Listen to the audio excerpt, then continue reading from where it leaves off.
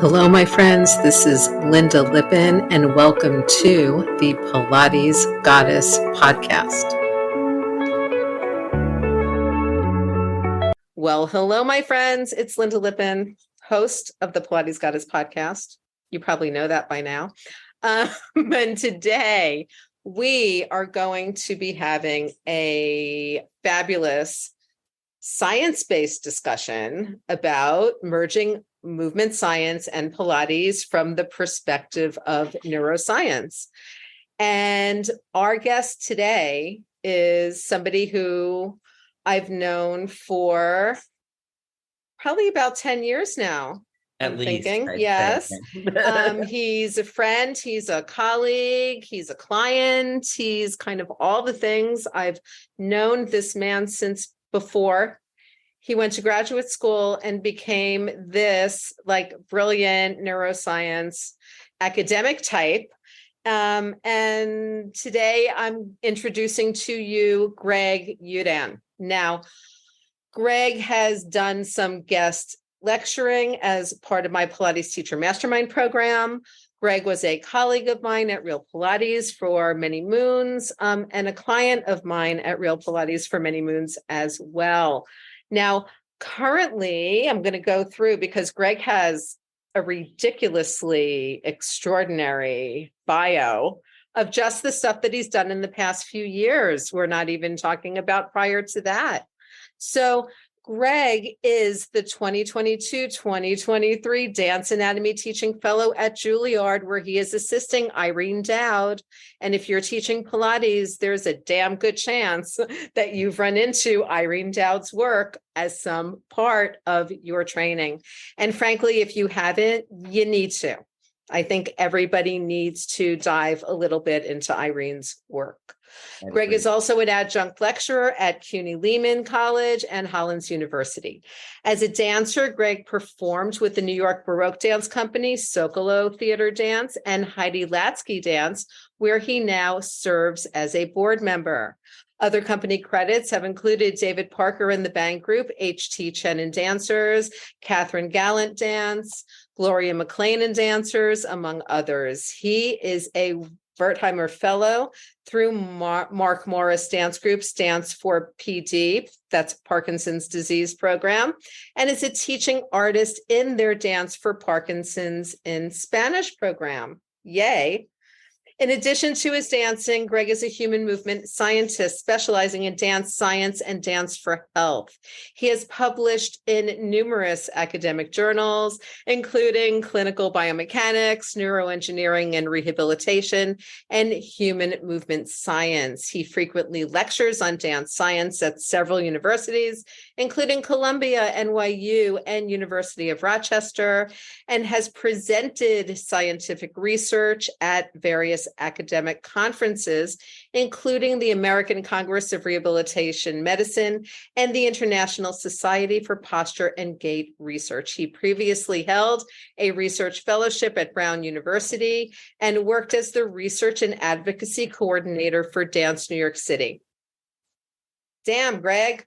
Currently, Greg serves on the development committee for the International Association for Dance Medicine and Science, the Research Committee for National Organization for Arts and Health, the Advisory Council for the Dance Data Project, and the Review Board for the Journal of Dance Education. He was a 2021 National Association for Latino Arts and Cultures Advocacy Fellow and 2021 Latin Impact Honoree. He has served as a panelist for the NEA and for Dance NYC. Greg has a BA in dance from Hofstra and a dual master's from Columbia Teachers College in motor learning and applied statistics. He is both a mover, a teacher, and a movement scientist. And because he has such a deep knowledge of Pilates, a deep knowledge of movement, a deep knowledge of neurological disorders, we are just going to have a lot to talk about on today's podcast. So welcome, Greg. Thank you. It's nice to be with you, Lynda. Isn't it fun hearing your bio read? it's actually like, I'm like, oh my God, but it does, it's humbling because it's like, oh, right, these are the things that you've done, right? Like, so it You're is. like, yeah, that really is me. I really have done all of that. Exactly. Yeah. Now, you and I are in some of the same Pilates teacher groups on Facebook. You not as much anymore because you've got so much else going on kind of in your existence. And, over the years, you and I have spoken a lot about how Pilates teachers are really concerned with what their clients are feeling internally in a movement. And also about the fact that how they're feeling internally in a movement, while it's can be nice to know or hear about, doesn't necessarily correlate to their ability to do the movement or what they're actually using to do the movement. So Yeah. let's talk a little bit about this. So, there's so much in that question. I know. Let's just start with the hard thing. I'm like, there's so much to unpack there. But, one of the things that I say, right, is that what they feel is their own experience. That's not my experience to give them.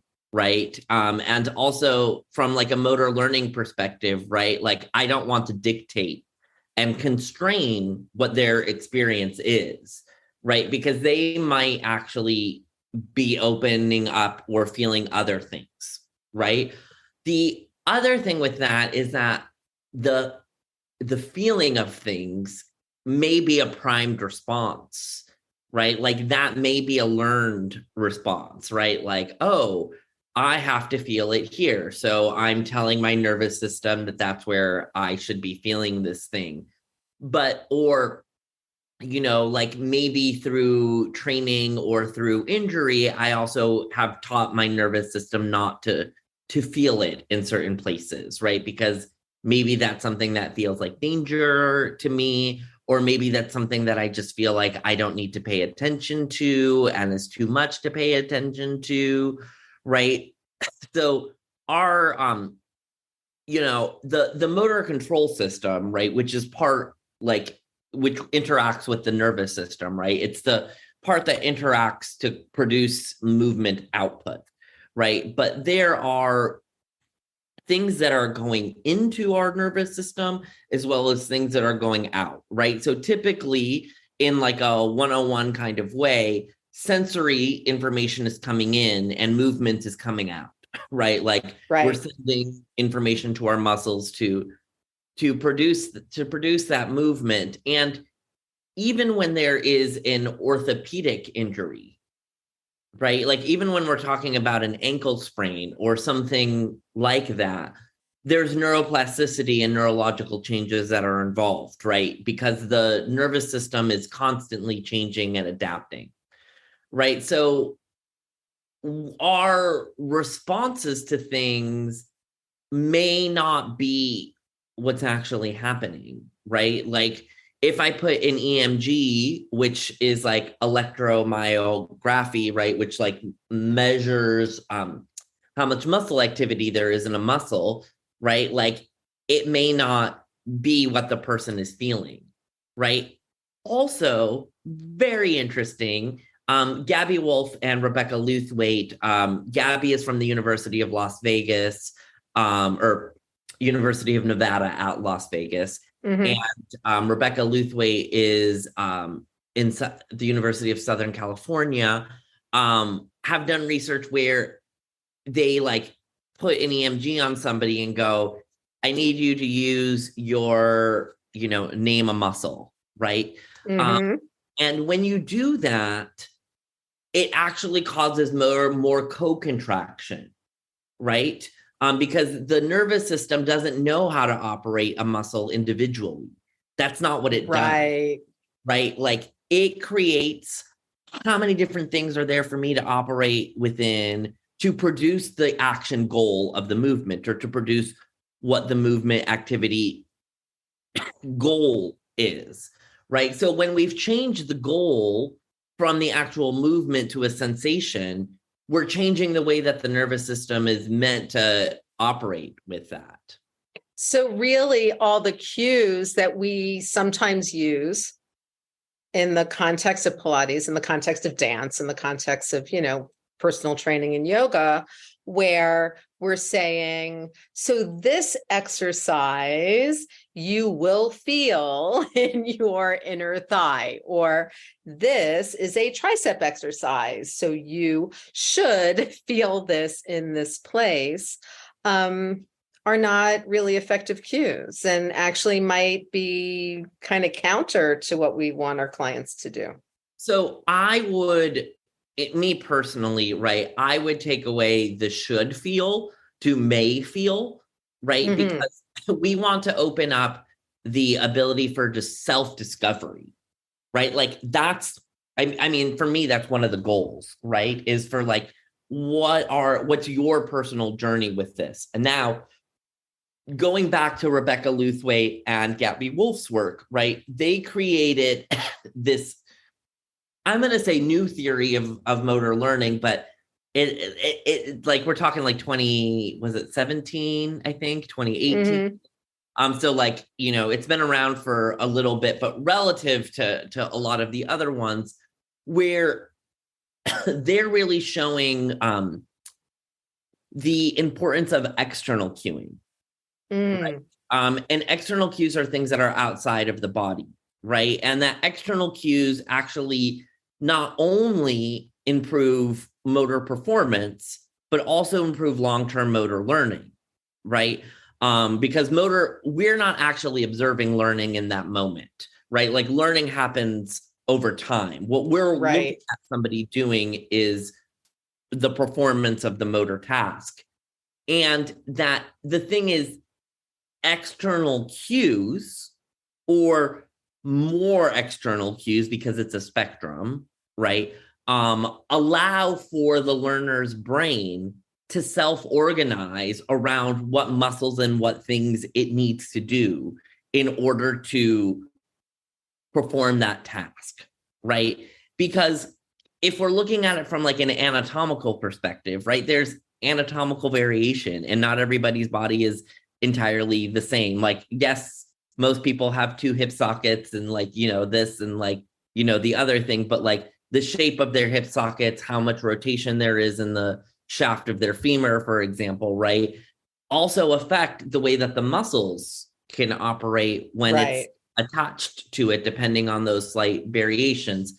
So there's the broadness of anatomy, and then there's the individual kind of variation that happens, right? And like, I don't personally think that we want to be like dictating that this is the only way for you to feel something, right? When there are other possibilities. Yes, there might be more of what I want you to feel or less of what I want you to feel, right? But like that, like if it looks fine, right? And if it looks like you're doing what you're supposed to be doing, then like, let's go for that, right? Because in reality, when we train movements, we're training movement, not individual muscle, right? So like if they can accomplish the skill of the movement, that's should be, beneficial or good enough.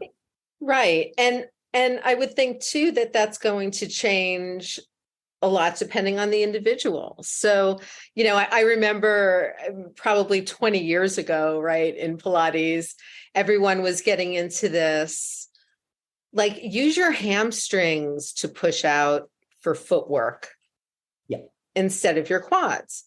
And what I ended up getting, especially in like teacher training, right, was all these people who somehow thought that they weren't supposed to use their quads to straighten their knees. And I was like, no.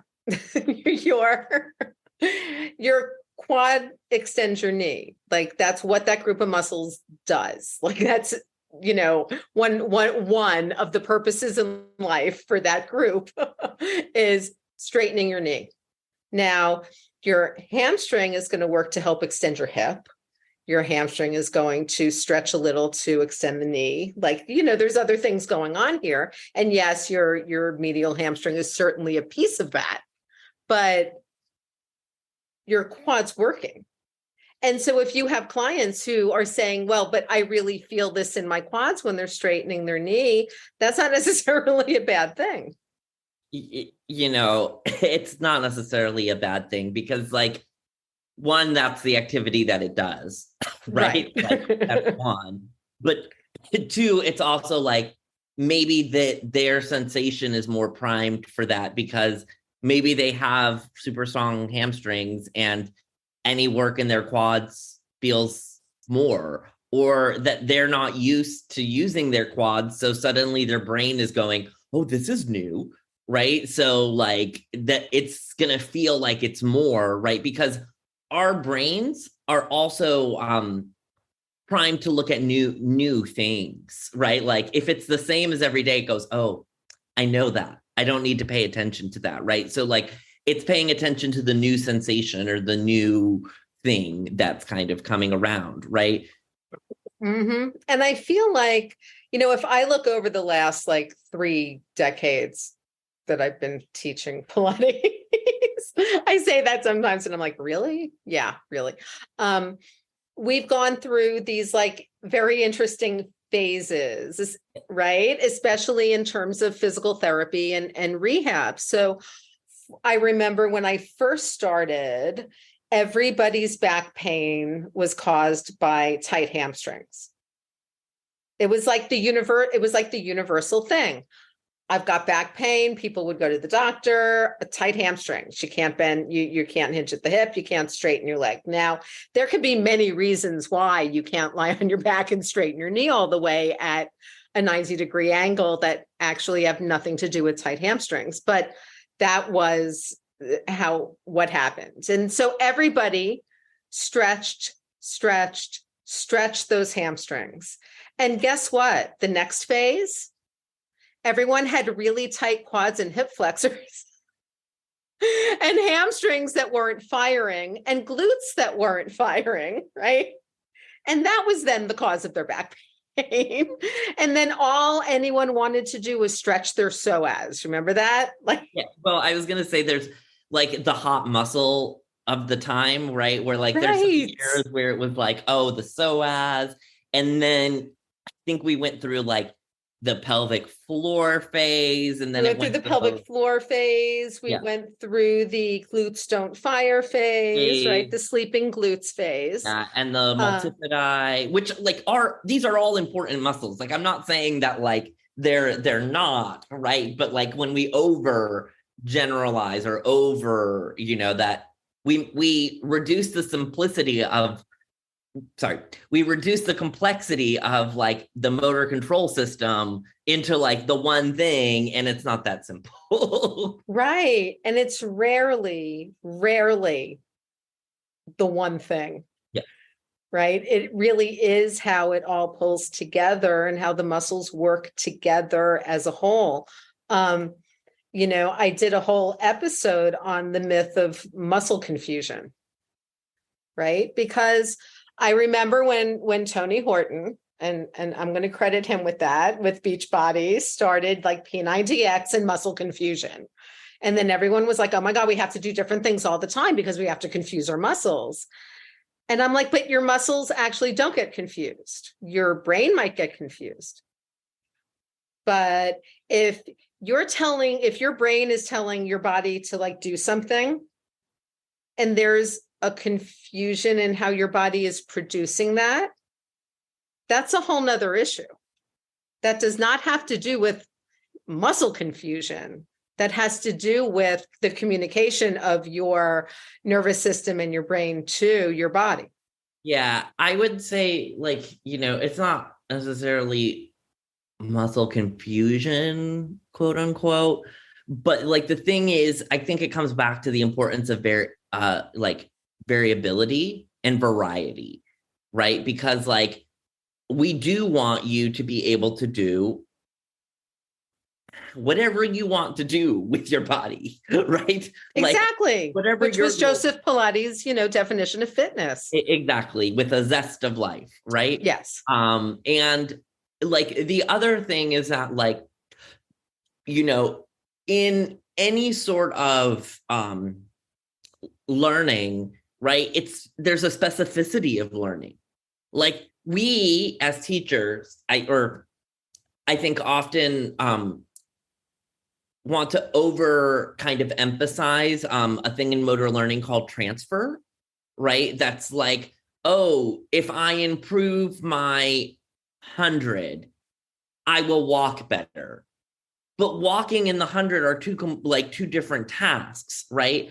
And yes, there is research that shows that transfer can exist. And to the degree that this exercise is more similar to the task of walking, yes, there will be a greater degree of transfer, right, between one and the other. But there's still a specificity of those muscles that are doing that action and a specificity of whatever that action is, right? So like, even when we're like excellent, let's say Pilates practitioners, for example, and then suddenly somebody comes up with a new variation and you're like, oh, I don't know, this is totally different, right? Because your brain is going, this is different. Now I need to figure out how to do it in this context, right? And like, yes, it will try to pull from like, what are the things that I know, right? And what are the things that I've experienced? But in essence, it's still a new task, right? There's still specificity to that thing that I am doing. Right. So if we're looking at, say, your standard group of Pilates students who show up for a class, who all have different body types, right? Some of whom, are experiencing back pain or neck pain or are working, through an injury or through a thing. Some of whom might be athletes, some of whom might be dancers. Then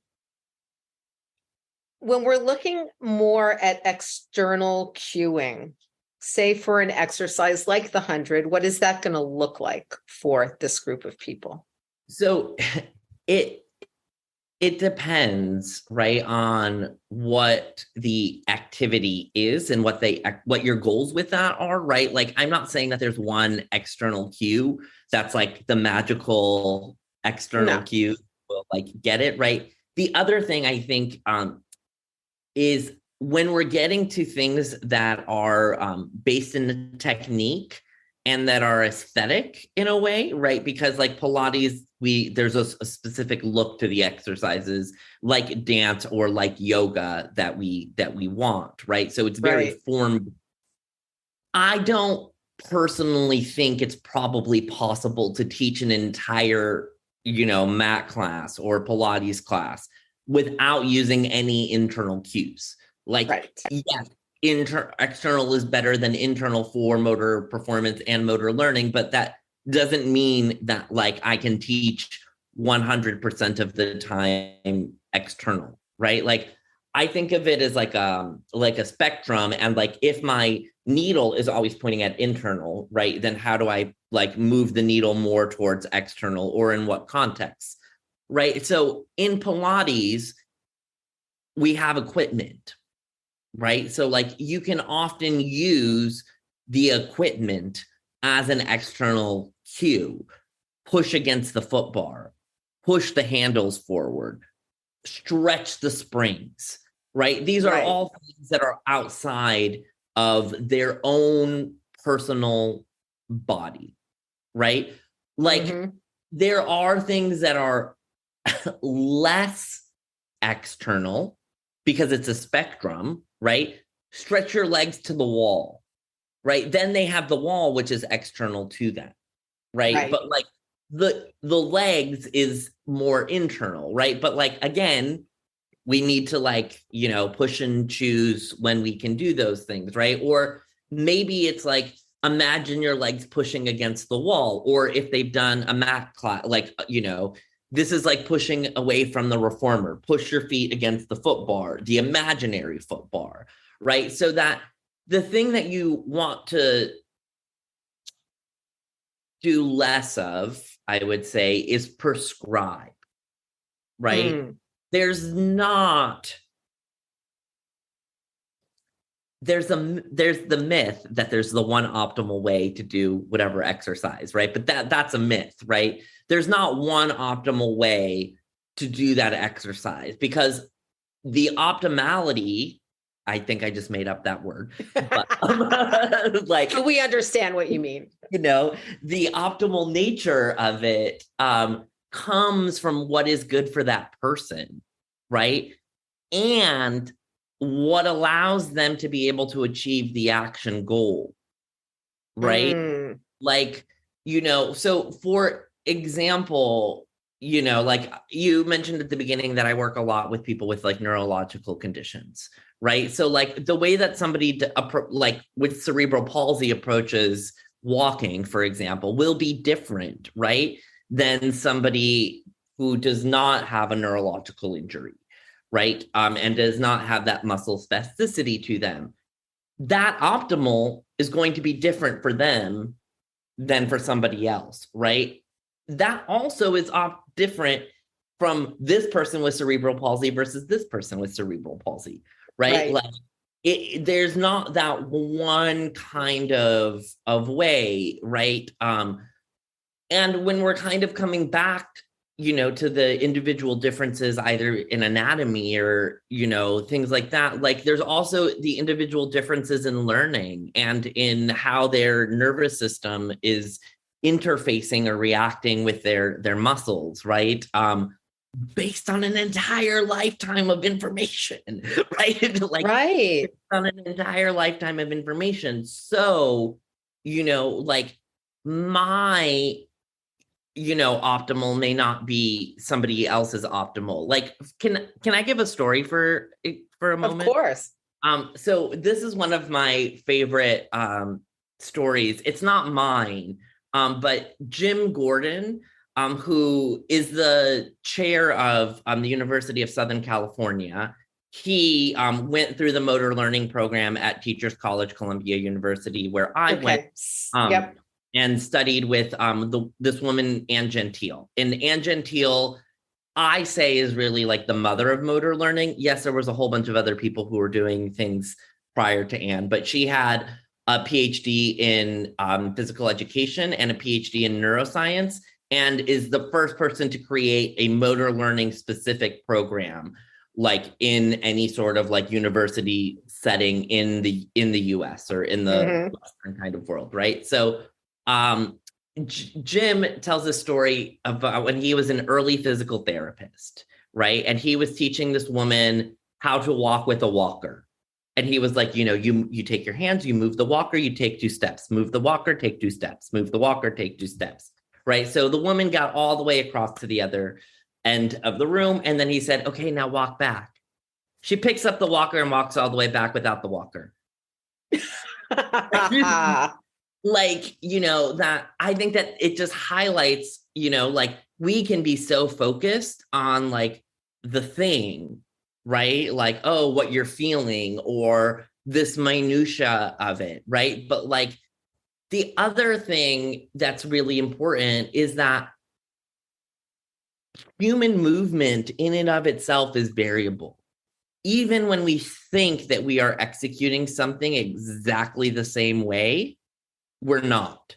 There is variability in either the muscles that are used or the trajectory of things, even when it looks to the, you know, the naked human eye as being exactly the same, right? There are these small adjustments that happen. That's a beautiful thing.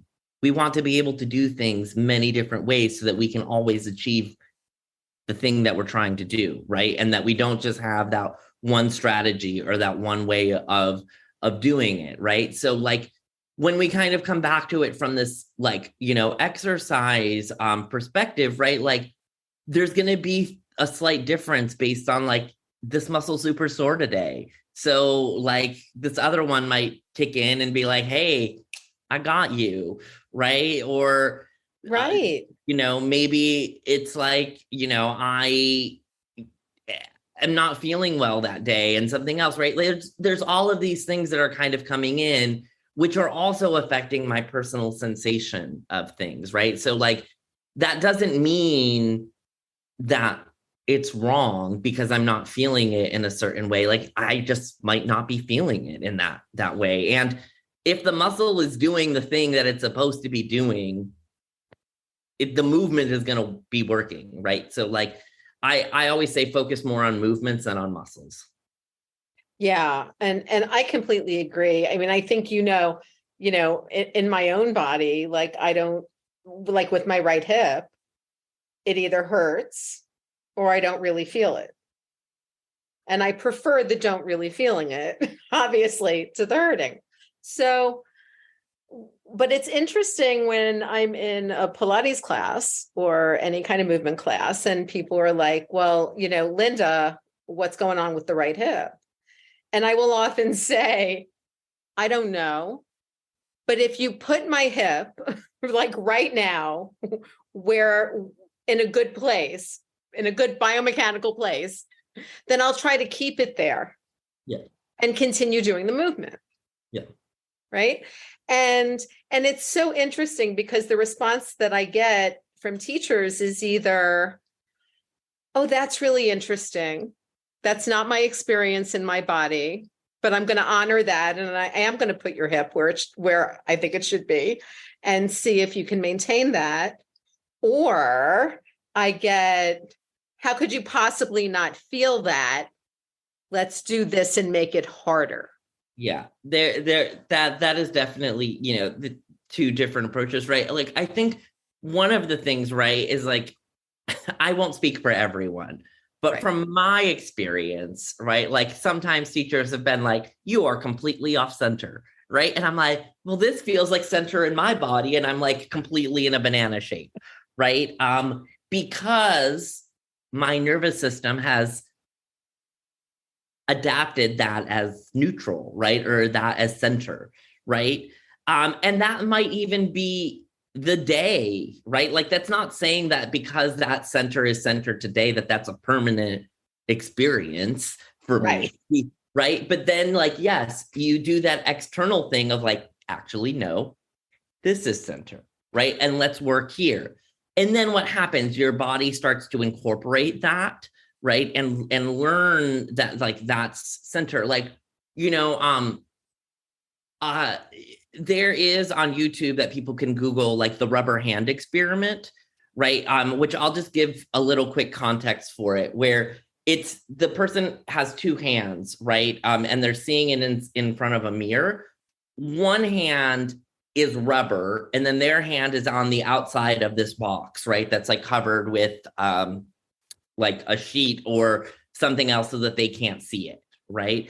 And then the experimenter is typically like stroking the person's hands with like some sort of feather or some sort of like sensory input, right? Until their brain adopts that rubber hand as their own, right?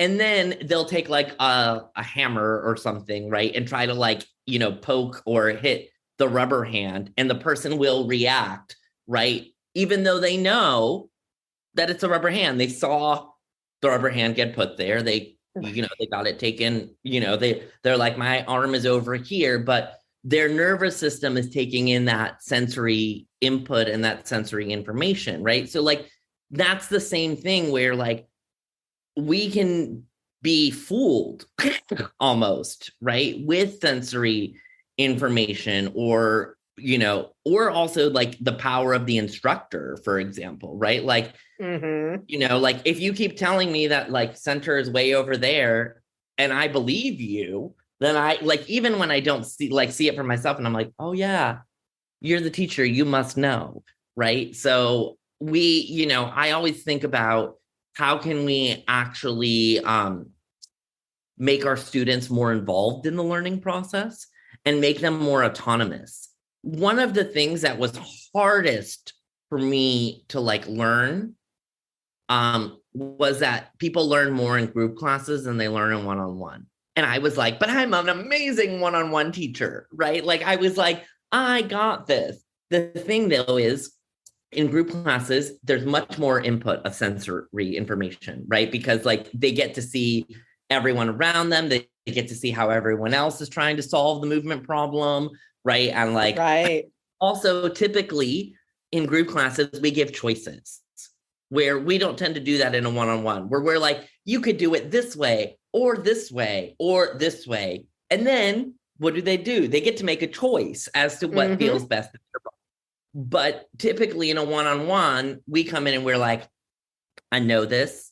You are great. I'm going to make you do it this way today, right? Because I want you to advance or the other things, right? And now there are other things, right? Like choice shouldn't be this thing that you just give away freely, right? Like, oh, like you just want to stretch today, so I'm gonna make you like we're just gonna do an entire stretching session, right, for example, right? Like you do want to like, you know, pick and choose, you know, like also like free choice versus like, you know, we are going to do, you know, the 100 and the roll up and this, right? Like I would like to do the 100 with the arm springs. Is that okay with you? That's a choice, right? Where they get to decide like whether they want to do that today or not. Or I can say like, you know, we're going to do, you know, the reformer and the Cadillac. Would you like to start, you know, on the, like, which one would you like to start on today? Right. Or whatever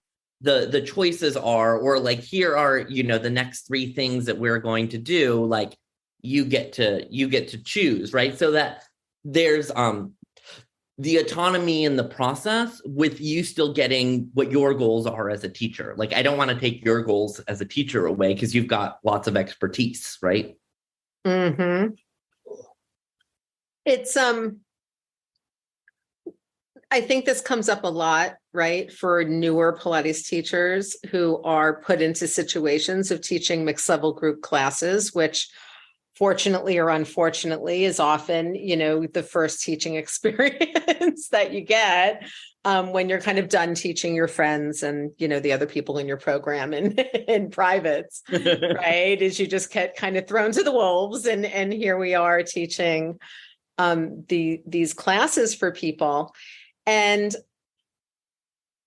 I feel like for a lot of instructors, because the work is new to them, already in their bodies and in this kind of intense way, that when they get into teaching a movement class, it's almost like they want everyone to kind of feel it the same way that they do, you know, in their bodies, and that's what they feel like they want to impart, which doesn't always work. There's also the like bias that happens, right? Where like you're in a learning program, right? Like you're in a training program and you are trying to learn everything about every exercise, right? Your clients may or may not want that, especially in the context of 1 hour, right? Like we don't want to overwhelm them, right? And also overwhelm their nervous system with all of this information, right? Like I think that too, one of the other things that can happen with like newer teachers, I will say I did this myself, where we like want to cue everything in the kitchen sink. Right. Like, you know, and like the guidance hypothesis of motor learning says that you're actually taking it away from being the movement, right? And you're focusing the goal on listening to you and like listening to what comes next so that they can like do the next correction that you're going to like shout at them, right? So, you know, I often think about like the silence in cueing, right? Like if you're in a math class or like something else, right? Like there's time that's required for you to figure the thing out. Like if we're just like, this is it, go, right? Like they're not getting the opportunity to figure it out or to make those choices, right? So like, you know, I think you're going to see these people, or like they're going to come back to your class, hopefully, right? And then you've got years, right? Or or at least multiple classes to like impart, you know, information. You don't have to impart everything within that 1 hour. Right, exactly. And you know, it's so funny when I'm thinking about the discussion of external cueing, because, you know, with my specialty of teaching, you know, women over 50 with osteoporosis and chronic pain and a lot of, you know, balance issues, right? Is that, you know, I've got these women I'm teaching online, one of whom is, I think, 86. And I teach squats, literally sitting and standing from a chair. Oh, yeah. Because I'm like, that's what a squat is. But it gives her like all that feedback of like, I know where the chair is. So I don't, A, have to worry about her falling. Yeah. Right. B, her form, quote unquote, is a lot better because I'm just like, you know, just keep your torso straight and your chest up and sit down and stand up. It also, her brain has a clear goal, because exactly sometimes in like form-based exercises, right? Like the goal is the movement itself for us. Right.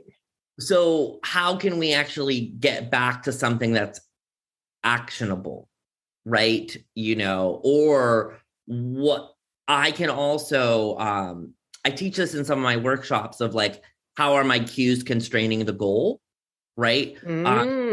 Because like, for example, if I say like, you know, sit up in a teaser, right? Like on the reformer, that's one thing. And they might know, like, you know, or lift your upper body and your lower body until you're, you know, in a seated V position.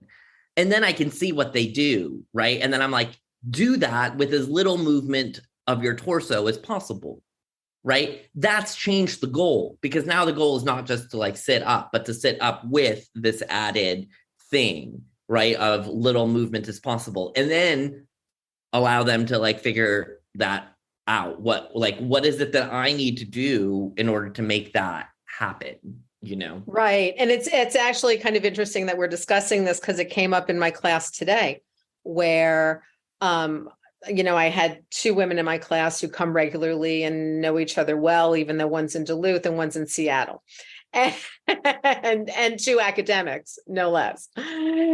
And we got to teaser, and both of them have improved their bone density since, you know, working with me. And so we were doing teaser, and they wanted to do it with the magic circle. Yep. Right. Magic circle around the feet. So feet and arms are connected. And they're going, and all of a sudden, you know, I look at one of them and I said, you know, how about not bending your elbows? Because she did it and she was like, this is really easy. I don't know why, you know, anyone thinks this is a challenge. And I said, well, how about not bending your elbows or your knees as you come up? And then she was like, oh shit. Yeah. You know, that's a lot harder. Yeah. And then, but at the end of class, her comment was, I can't believe I've been cheating for the last 20 years of my, you know, Pilates practice of doing it in that way. And I was like, actually, that's not cheating. I said, your body did what it needed to do to get to that goal. Once you said to me, that's too easy, then I looked at a way of making it just a little bit harder for you. Yeah. And again, like there's all kinds of reasons I feel for, you know, doing a bent elbow. A bent elbow is not a bad thing. It does get the biceps working a little bit more. It can get you a little more into your shoulders and assist that lift up of your upper back. Fine. Not a problem. But, you know, but when it comes down to, this is easy, I could do it in my sleep. Literally that tiny tweak.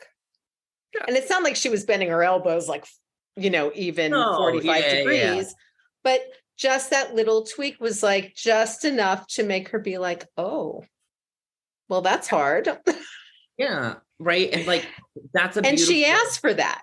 Yeah. Yeah. She asked for it. And like, also her body was then ready for it. Right. Because like, you know, maybe that first day, like, you know, I did a workshop with Jay Grimes, and he said, I wish I'm paraphrasing it, but it was like, you know, bad Pilates, get used to it. You're going to see a lot of it, right? Like, it's not going to be perfect. And like the goal of it isn't to be perfect, right? The goal is to like figure out, you know, your body and figure out how your body moves in all of these different exercises, right? And different movements per se, where like, you know, yes, that you've gotten to this, you've achieved this peak, right?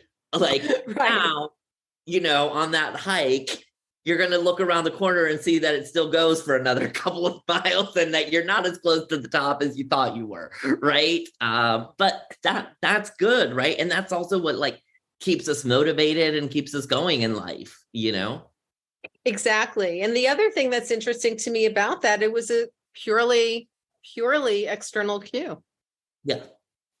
It had nothing to do, I mean, it had a little bit to do with the fact that it was feeling easy or reported as being easy, but Also, I went for external cue, just keep your elbows straight.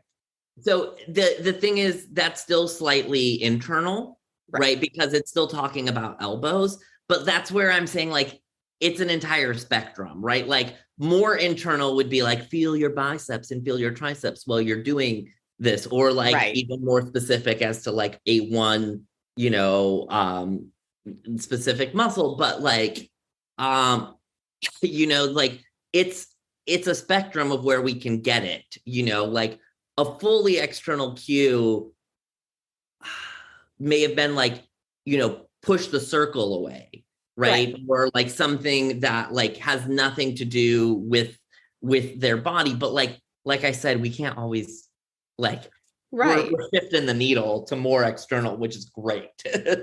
Exactly. And some people really do need that combination, right? Because she was pushing the circle away. Yeah. There was, you know, she wouldn't have gotten up to the teaser if she wasn't pushing the circle away. So it's a form-based thing too. Right. Like I can't always be like, here, do this without letting me tell you like what your body is doing. Like, yeah, I'm going to need to tell you what your body is doing at certain points in time. Like, you know, like I've studied motor learning, right? Like I know external, but like I still need to cue internally, like, you know, as like your foot or your leg or your torso, like move it in this direction because we're doing a form-based thing, you know? Right. Yeah. You know, this is this is so good that I feel like we might have to do this again. Yeah, absolutely. No, and all of it, like we unpack the surface, but there's like, it's like the iceberg, right? Where we're talking about this and there's so much other aspects to it. Right. But I do think that what, you know, in our discussion today, we've given Pilates and movement teachers, as well as practitioners, a lot of food for thought. It always brings me back to a respect of the system of Pilates. It brings me back to a respect of the order of Pilates. It brings me back to just the beauty of having, you know, this system where we can cue externally, internally where we can just really help our clients move. Yeah. I feel like, you know, for newer teachers, for all of you who are out there, if you're struggling, you know, with all of this, get in touch with me, get in touch with Greg. There's plenty of us here who are happy to kind of help you, you know, get through it and really stand kind of in your power as a teacher and really help you and your clients. Yeah, it's a journey, right? Like, you know, you and I also went through the experience of being a novice teacher at some point in time. And like the Pilates teacher I was 15 years ago or longer isn't the Pilates teacher that I am, you know, today, right? And like similarly for you, right? Like it's a accumulation of skills. And like, you know, we also each had our mentors and, you know, continue to like refine how we teach. Exactly. And we've also, you know, both experienced kind of pretty severe injuries in our lives and had to kind of come back through those. And again, I feel like coming back to something semi-familiar, again, that might have felt internally very different from what it did at the beginning. It is a kind of comforting and helpful, piece of that. Yeah. So Greg, how can people best get in touch with you? So there's Gregory Youdan, human movement scientist, is on Facebook, or just at Greg Youdan on Twitter or Instagram.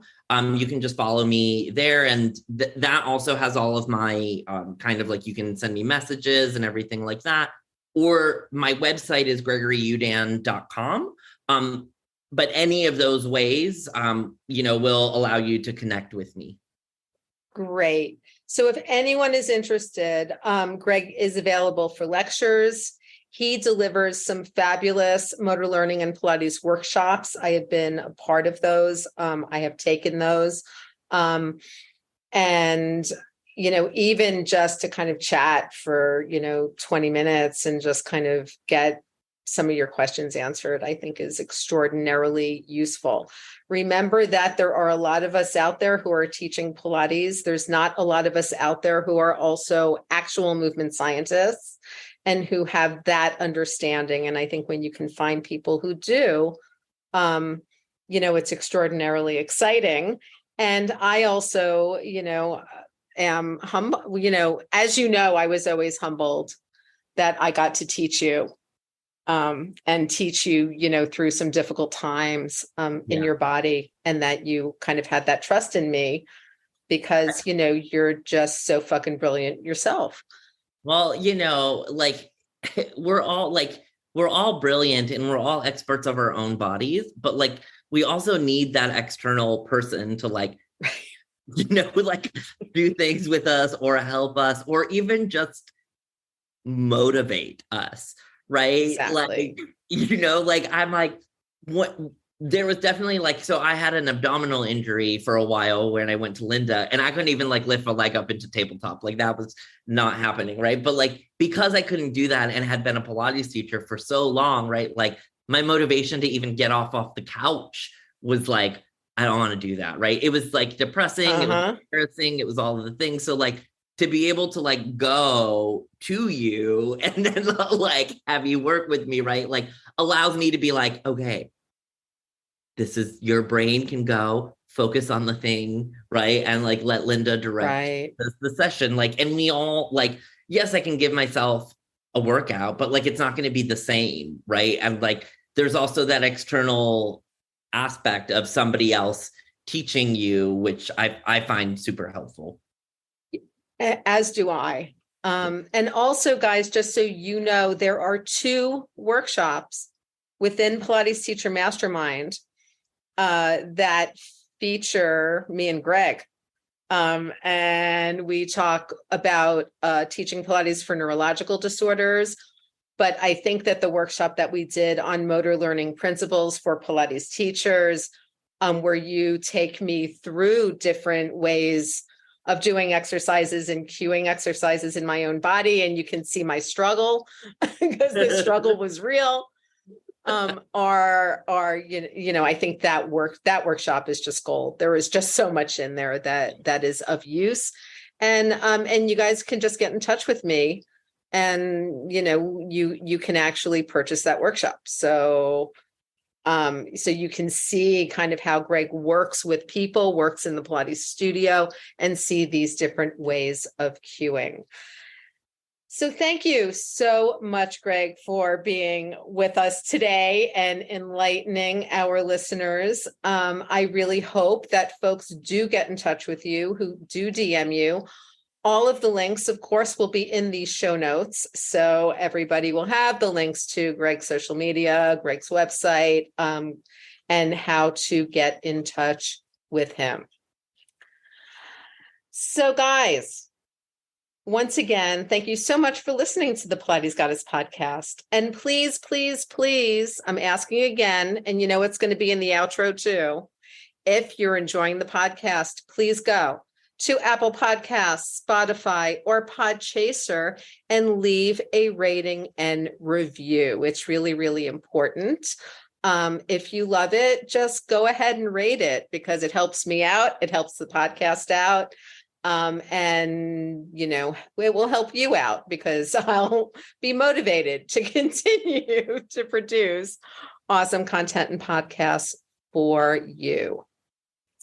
All right. Thanks, Greg. Thank you. Bye. Thank you so much for listening to the Pilates Goddess podcast. Music brought to you by Nerd Salad. Please leave a review on Apple Podcasts, especially if you liked it. And please like, share, and subscribe wherever you listen to your podcasts. Thanks.